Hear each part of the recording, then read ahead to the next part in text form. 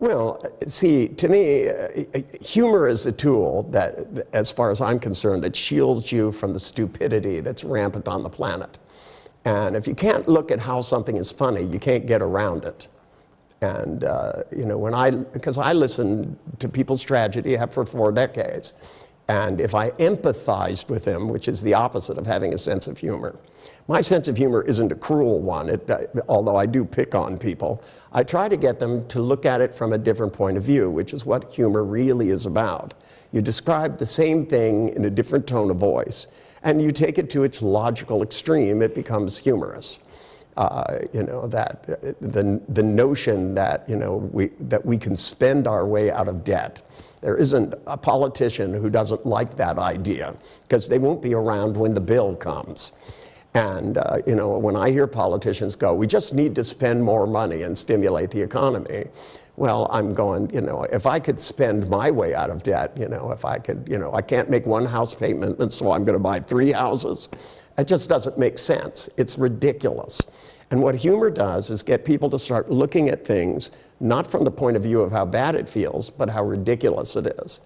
I'm very fond of saying to people after they explain to me, you know, just looking over at them and going, that sounds like a really good plan, doesn't it? You know, because they'll tell me, well, I think this, and then I never try, and it feels really bad, and the more I feel bad, the less I try, and I go, great plan. And it shields me from having to empathize with how much they're suffering, but it also shields them from the same thing. They'll come up and smirk at me and they'll go, well, it's not a good plan, but I can't help myself. And I said, there's another good plan. And then pretty soon they'll go, well, what else could I do? And I go, well, you could do this. You can look at it and see yourself doing this. I can give them detailed descriptions of what successful people think about. I don't try to fix what's broken. What I try to do is replace it. You know, that there are some things that you can restore to perfect condition, like an old automobile. But, you know, something that's not worth restoring in the first place, which is a bad idea. A bad idea, you know, and rather than trying to fix a bad idea and make it work, you know, somebody tells me I'm stupid because I got a low IQ score in high school. And I go, well, that's really stupid to believe IQ scores. You know, I mean, you know, Einstein got bad grades in school. He was bad at math, for heaven's sakes. You know, and I said, he did pretty good, actually. You know, we all remember him for one equation. He made thousands, but, you know, he was a brilliant mathematician. I said, you know, these people, I met people from the Mensa Society, you know, and they may be able to answer obscure questions, but most of them can't get a date. You know, which one's smart and which one isn't.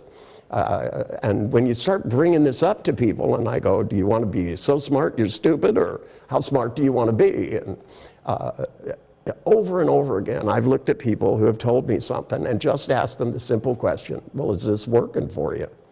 And they look at me and go, no. And I go, well, then maybe you should stop.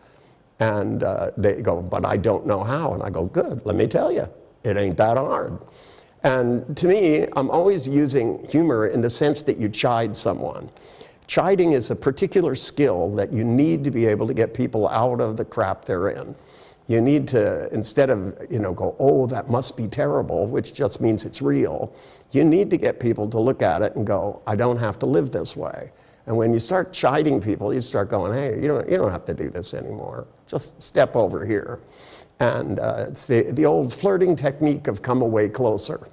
You know, you flirt with people not to marry them. You flirt with people so you have the opportunity to find out who they are. Most people don't flirt with themselves enough to know what they actually could do. My job is to chide them into trying new ways of thinking, new ways of acting, so that they can have more fun in life and get more stuff done.